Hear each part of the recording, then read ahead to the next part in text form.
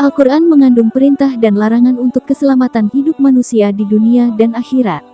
Salah satunya adalah surat An-Nahl ayat 90, yang artinya, sesungguhnya Allah menyuruh kamu berlaku adil dan berbuat kebajikan, memberi kepada kaum kerabat, dan Allah melarang dari perbuatan keji, kemungkaran dan permusuhan. Dia memberi pengajaran kepadamu agar kamu dapat mengambil pelajaran. Menurut Kiai Didin, ayat tersebut sering dibaca khatib saat menutup khutbah Jumat kedua dan mulai disosialisasikan sejak masa Muawiyah.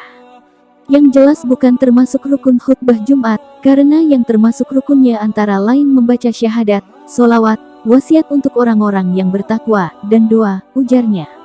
Ia mengutip perkataan Ibnu Mas'ud yang menerangkan tentang ayat ini menunjukkan kebaikan dan menunjukkan keburukan. Menurut Kiai Didin, ayat ini mengandung perintah 3 hal dan larangan 3 hal. Perintah yang Allah suruh kepada para hambanya sangat konstruktif karena diawali dengan fi'il mudhari, yamuru yang artinya menyuruh. Fi'il mudhari menggambarkan keabadian karena akan terus-menerus berlaku sepanjang zaman, sedangkan fi'il madhi menggambarkan kejadian yang telah lalu atau masa lampau, tutur mantan ketua Basnas itu. Apa saja 3 perintah Allah tersebut? Pertama, berlaku adil, dapat diartikan dengan proporsional, yaitu menempatkan sesuatu pada tempatnya. Bukan sama seperti semboyan yang diusung oleh, yakni sama rata sama rasa. Adil hendaklah ada pada semua bidang kehidupan, baik ekonomi, sosial, politik, pemerintahan, dan sebagainya. Kedua, berbuat ihsan. Kata ihsan memiliki arti mengoptimalkan kebaikan yang kita lakukan, ujarnya. Orang yang bersikap ihsan, seolah-olah ia sedang berhadapan dengan Zat yang Maha Pencipta, sebagaimana sabda Rasulullah ketika beliau didatangi malaikat Jibril dan menanyakan tentang ihsan, maka beliau menjawab, ihsan itu engkau beribadah kepada Allah seolah-olah engkau melihatnya, maka bila engkau tidak melihatnya yakinlah dia melihatmu.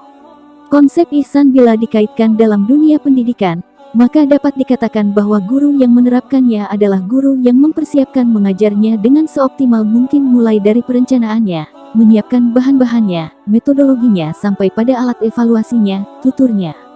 Ketiga, memperbanyak kekerabatan seperti pertemanan, kawan dan sebagainya. Caranya dengan menyambungkan tali silaturahim, membudayakan salam dan melaksanakan hukukul muslim, hak-hak sesama muslim. Yakni, menjawab salam apabila diberi salam, menghadiri undangan apabila ada yang mengundang, member nasihat apabila yang meminta nasihat, menjenguk apabila ada saudara kerabat yang sakit, mendoakan orang yang bersin apabila ia mengucapkan hamdalah, dan mengantarkan jenazah apabila yang meninggal dunia. Adapun 3 larangan yang destruktif yang Allah jelaskan dalam surat An-Nahl ini adalah fahsya, munkar dan al-bagyu. Pertama, fahsya adalah perbuatan yang menjijikan. Permasalahannya untuk masalah bukan karena faktor yang pelakunya saja, tetapi yang terpenting adalah mereka yang mendukung seperti maupun lembaga lainnya yang menggelontorkan puluhan bahkan ratusan miliar. Nauzubillah min zalik, tegasnya. Kedua, munkar adalah sesuatu yang merugikan seperti judi, khamar atau minum-minuman keras, narkoba, berdusta, khianat, korupsi dan sebagainya. Untuk menjauhi dari hal-hal tersebut maka seyogyanya kita harus memiliki sifat sabar karena sabar itu sumber energi yang selalu terbaharukan, tutur Kiai Didin. Ketiga, al-baghyu adalah kezaliman. Al-baghyu berarti permusuhan terhadap umat manusia, kata Kiai Didin. Ia lalu mengutip sebuah hadits, tidak ada dosa yang paling layak untuk disegerakan Allah siksanya di dunia di samping siksa yang disiapkan untuk pelakunya di akhirat, selain al-baghyu, sikap permusuhan, dan pemutusan silaturahim.